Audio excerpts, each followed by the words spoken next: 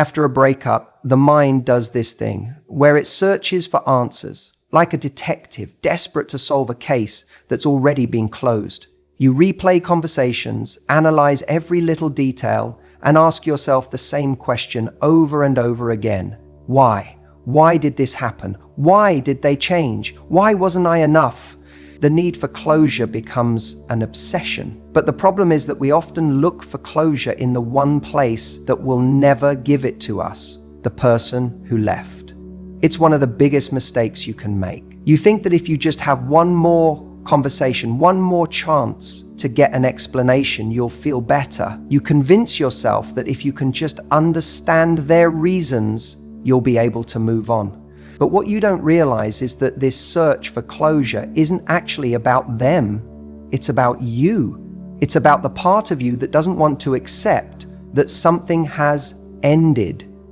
The truth is, even if they sat you down and gave you a perfectly rational, well thought out reason for the breakup, it still wouldn't change the pain. It still wouldn't make you feel okay about it. Because breakups are rarely just about logic. They're about emotions. And emotions don't always have clean, satisfying explanations. Sometimes people leave for reasons that don't even make sense to them. Sometimes they walk away because of their own fears, their own insecurities, their own inability to commit, not because you weren't enough, but because they weren't ready to be what you needed. And sometimes they don't even fully know why. But here's the thing, closure isn't something someone else gives you. It's something you create for yourself. If you keep going back to them, looking for a better explanation, you're really just postponing the inevitable. You're keeping the door open when it needs to be closed.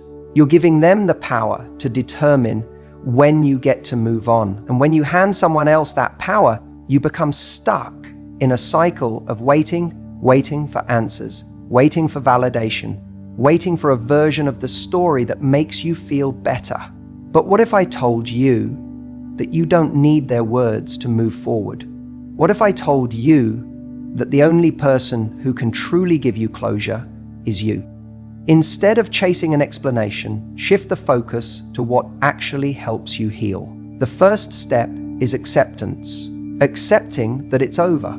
Accepting that you might never get the answers you want, and accepting that even if you did, it wouldn't change the reality. The second step is choosing to redefine closure.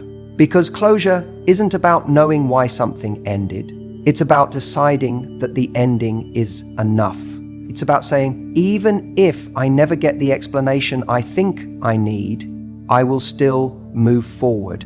And I know it's easier said than done. It's tempting to reach out, to send that message, to ask them if they ever really loved you, if they ever meant what they said.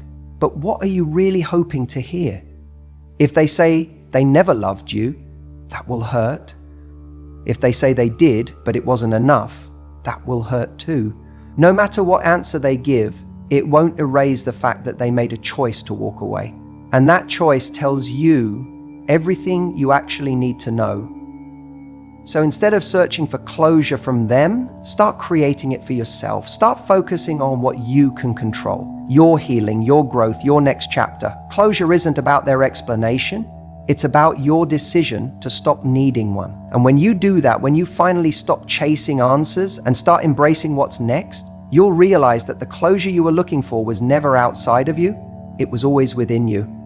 You know what's funny? The first thing people do after a breakup isn't to delete pictures, throw away old gifts, or even call their friends for support. No, the first thing they do, they check their ex's social media. And then it begins. The late night scrolling, the obsessive refreshing, the overanalyzing of every post, every like, every comment. It's like we become our own worst enemies, willingly feeding the heartbreak instead of healing it.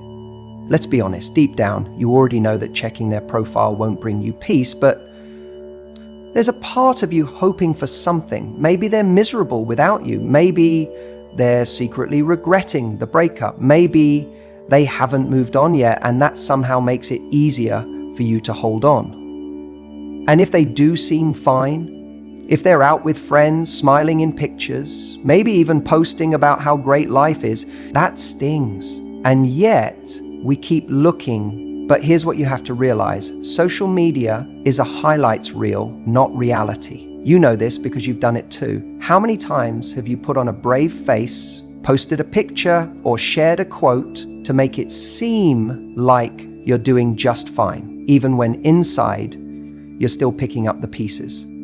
So why do we torture ourselves this way? Because deep down we're afraid of being forgotten, afraid that they're moving on faster than we are, afraid that if we don't keep watching, we'll lose the last thread of connection we still have. But let's flip this for a second. What's really happening here? Every time you check their profile, you're reinforcing the belief that your happiness still depends on them, that your worth is tied to whether they miss you, whether they look happy, whether they seem to be struggling without you. You're keeping them on a pedestal when in reality, the relationship is over for a reason. Every click, every refresh, every deep dive into their tagged photos is an investment, not into yourself, not into your future, but into a past that's already closed its doors. And if you keep pouring energy into a door that's shut, how will you ever notice the ones that are still open? Maybe you tell yourself, I just want to check once in a while. But that once in a while turns into every morning, every lunch break, every night before you sleep. Before you know it, your mind is trapped in a loop, waiting for the next post, the next sign, the next piece of evidence that might validate your feelings or prove that they still care. But even if they do care, even if they are hurting, it won't change your pain. It won't make the breakup easier. If anything, it keeps you in limbo, stuck between the past and a future you're too distracted to step into. And let's talk about what this does to your self-worth. Because every time you see something that hurts, a picture of them with someone new, a night out that looks like they're having fun, you start to create a narrative in your head. Maybe I wasn't enough. Maybe they never really loved me. Maybe they're happier without me. And that narrative, that's what breaks you. Not the picture, not the post, not the person. They're just living their life. It's the meaning you attach to it that makes it painful. And if you keep doing this, you end up rewriting history, turning the relationship into something it never was, turning yourself into someone you're not. So here's the truth. Healing starts the moment you decide to let go. And letting go doesn't mean you have to wake up tomorrow and be over it. It means making one small decision at a time, starting with this. Stop looking. Mute them. Unfollow them. Block them if you have to. Not because you're bitter, not because you want to prove a point, but because your peace is more important than their updates. If you truly want to move on, give yourself space to breathe. Give yourself the chance to wake up without them being the first thing on your mind. Let yourself rediscover who you are without their influence, without the constant comparison, without the never-ending cycle of what-ifs. Because the moment you stop watching their life, you get to start living yours. And that's where real healing begins. You know, one of the biggest mistakes people make after a breakup is rushing into something new, thinking it will erase the pain of what just happened. It's tempting, isn't it? You're sitting there feeling rejected, feeling like you weren't enough. And suddenly, the quickest solution seems to be finding someone else to fill that void. You tell yourself, if I can just get someone else to want me, then I'll feel worthy again. But let's be real.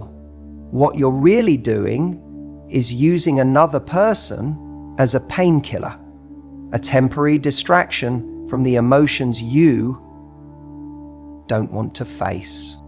When you go through a breakup, there's a hole in your life where that person used to be. You used to talk to them every day, share moments, plan for the future, and suddenly all of that is gone. And what do we do when we're in pain? We try to replace what was lost as quickly as possible because sitting with that emptiness feels unbearable. But here's the thing, numbing yourself with a rebound isn't healing. It's avoiding. It's like putting a bandage over a wound but never cleaning it out. It might look fine for a while, but underneath it's still infected. The problem with jumping into a new relationship right away is that you're not really choosing that person. You're choosing relief. You're not seeing them for who they are.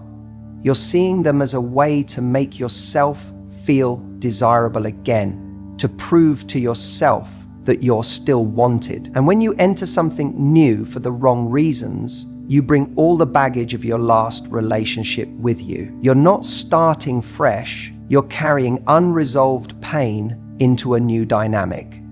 And that's unfair to you and to them. Think about it. If you haven't taken the time to process what went wrong, to understand your own emotions and to heal, then all you're doing is repeating the same patterns with a different person. Maybe your ex made you feel unappreciated, and now you're seeking validation from someone new. Maybe they left you feeling insecure, and now you're clinging to anyone who gives you attention. But is that love? Or is that just fear of being alone? A rebound might give you a temporary high, the rush of attraction, the validation of knowing someone wants you. It feels good in the moment, but what happens when that high fades? What happens when you're alone again and you realize you're still carrying the same wounds, the same doubts, the same fears? You see, no one can heal you except you. No amount of external validation will ever fill the space that self-worth is supposed to occupy. Healing after a breakup is about reconnecting with yourself. It's about taking a step back and asking, what do I need right now? Not, who do I need right now? There's a big difference. Because if you don't give yourself time to understand your own emotions, to grieve, to reflect, to grow, then you're just using people as emotional crutches. And here's the truth. People can feel that. They can sense when they're being used as a distraction, even if it's subconscious. And deep down, you'll know it too. The strongest, most fulfilling relationships don't come from desperation. They come from two people who are whole on their own, choosing to be together because they truly want to, not because they need to. When you rush into something just to fill a gap, you're not choosing from a place of strength. You're choosing from a place of fear. And relationships built on fear don't last. They're fragile because they're built on unstable foundations. The moment the other person pulls away, doubts arise. The moment they don't text back fast enough, insecurity creeps in. And suddenly, you're not just dealing with the pain of one heartbreak, you're setting yourself up for another. Instead of looking for someone to save you from your loneliness, embrace the discomfort, sit with it, let yourself feel it, because that discomfort is where the real work happens. It's in that space where you get to ask yourself, what did I learn from this? What do I want differently next time? Who do I want to become? That's where real healing starts. That's where you build resilience, confidence, and self-worth that isn't dependent on someone else's validation. And when you do that, when you truly take the time to heal and grow, you'll find that your next relationship won't be something you fall into out of need. It'll be something you choose from a place of strength, from a place of knowing who you are and what you truly deserve. And that, right there, is how you break the cycle. That's how you stop settling for temporary fixes and start building something real. So if you're coming out of a breakup right now, don't run from the pain. Don't mask it with someone new. Sit with it. Work through it. Grow from it. Because the relationship that's meant for you won't come from trying to escape yourself. It'll come from becoming the best version of yourself. And that is the real win. It's easy to fall into the trap of romanticizing the past after a breakup. You sit there replaying the best moments like a highlight reel, convincing yourself that what you had was perfect, that you'll never find anything like it again. The dinners, the inside jokes, the late night conversations. Suddenly they take on this almost mythical quality. Your mind edits out the arguments, the moments of doubt, the ways you felt unseen or unappreciated. And in doing that, you trap yourself in a love story that doesn't even exist anymore. The problem with romanticizing the past is that it distorts your memory. It makes you believe that what you lost was flawless, when in reality, no relationship is without its struggles. If it ended, there was a reason. Maybe it was incompatibility. Maybe it was unmet needs. Maybe it was just timing, but something wasn't working. Yet when we're heartbroken, we tend to ignore that. We create an illusion of perfection because in some way, it feels safer to hold on to a fantasy than to face the discomfort of moving forward. But let's be real. Staying attached to an illusion only prolongs your suffering. The more you cling to the idea that this person was the one, that no one else will ever understand you like they did, the more you resist healing. You're not just grieving the relationship, you're grieving the version of the story you told yourself. And that's what makes it so hard to let go.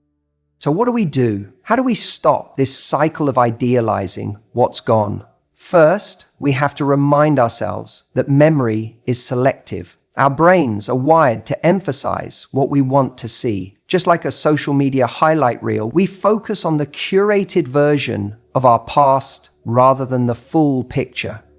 The truth is, if you were brutally honest with yourself, you'd see the moments that chipped away at your happiness, you'd remember the unanswered texts, the nights you went to bed feeling alone, the parts of yourself you had to shrink just to make things work. If it was really as perfect as you're making it out to be, you wouldn't be in this position right now. Second, we have to stop equating comfort with love. Just because someone felt familiar doesn't mean they were right for you.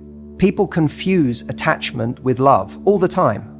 You were attached to them. You got used to their presence, to their habits, to the way they made you feel. And now that they're gone, your brain is reacting to that loss. But let's make one thing clear. Attachment isn't necessarily love. Love makes you better. Love makes you grow. If this relationship was meant to last, it wouldn't have ended. The hardest part is accepting that moving forward doesn't mean you didn't love them. It doesn't mean what you had wasn't real. It just means that your future holds something different, something that might serve you in a way this relationship couldn't. Every time you catch yourself reminiscing, ask yourself, am I remembering what was, or am I remembering what I wish it had been? That question alone can bring a whole new level of clarity. At the end of the day, nostalgia is powerful, but so is reality. And the reality is, your story didn't end with them, it's still being written. The sooner you stop looking back at a version of the past that no longer exists, the sooner you'll be able to create a future that actually fulfills you. Don't let a fantasy keep you from the happiness that's still waiting for you. You know, after a breakup, there's this temptation to let the pain define us, to sit in it, soak in it, and let it take over every waking moment. It's natural, it's human. When someone who once made up such a huge part of your life is suddenly gone, it feels like there's this massive void. And the scariest part, it's not just about missing them, it's about feeling like a part of you is missing. But that's where so many people go wrong. They let that pain dictate who they are. It starts subtly. You stop doing the things you once loved. That workout routine, skipped. That hobby you used to enjoy, forgotten. That drive you had for your goals, it suddenly seems pointless. Because what's the point, right? When the person you imagine being with is no longer there, it feels like the vision you had for the future has shattered. And in that heartbreak, it's so easy to let the sadness become an identity rather than just a passing emotion. But here's the truth. You are not your breakup. Your value, your worth, your potential, none of it is determined by whether someone stays or leaves. And yet so many people act like their entire existence is tied to that one relationship. They make the pain their home. They start to believe that happiness is no longer possible unless that person walks back into their life. But that's a lie. It's an illusion that keeps you stuck, repeating the same emotions over and over again instead of actually moving forward. The worst thing you can do after a breakup is lose yourself in the pain. And I don't mean suppress it. I don't mean pretend you're fine when you're not. What I mean is don't make it your identity. Feel the sadness, but don't let it control you. Process the loss, but don't let it define you. Because there's a version of you that exists beyond this heartbreak, one that is stronger, wiser, and ready for something better. But you can't meet that version of yourself if you stay buried in what was. One of the biggest mistakes people make is thinking that moving on means forgetting, that healing means the love didn't matter. That couldn't be further from the truth. Moving on isn't about erasing the past. It's about choosing yourself in the present. It's about deciding that your happiness isn't tied to someone else's presence in your life. It's about understanding that while love is beautiful, Your life is not built on just one person. It's built on you. You have to make a choice. Are you going to sit in this heartbreak and let it consume you? Or are you going to use it as fuel? Because here's the thing. Pain can either destroy you or it can build you into something extraordinary. The difference lies in how you respond to it. If you allow this breakup to be the thing that breaks you, you're giving it far more power than it deserves. But if you use it as a lesson, as a catalyst for growth, suddenly it becomes the very thing that shapes you into the best version of yourself. Think about all the energy you're pouring into sadness, into regret, into analyzing every little detail of what went wrong. Now, imagine if you took that same energy and redirected it into something that actually serves you, into your career, into your passions, into becoming so strong, so fulfilled on your own that you don't need validation from anyone else. Imagine waking up and realizing that your happiness was never dependent on another person in the first place, that it was always something you had the power to create for yourself. This is the time to focus on you, to reclaim your life, your confidence, your sense of purpose. And no, it won't happen overnight. There will be days where the sadness creeps back in, where the memories feel too heavy. That's okay. Healing isn't linear, but every time you choose to move forward, even just a little, you're proving to yourself that your happiness is not tied to someone else's decision to stay or leave. So don't let this be the thing that breaks you. Let it be the thing that builds you, because one day you're going to look back on this moment and realize it was the turning point, the moment you stopped waiting for someone else to make you happy and started creating that happiness for yourself.